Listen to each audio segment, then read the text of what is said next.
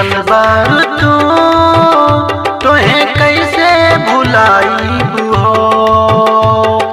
दिल में बसल बार तू तोहे कैसे भुलाईब हो।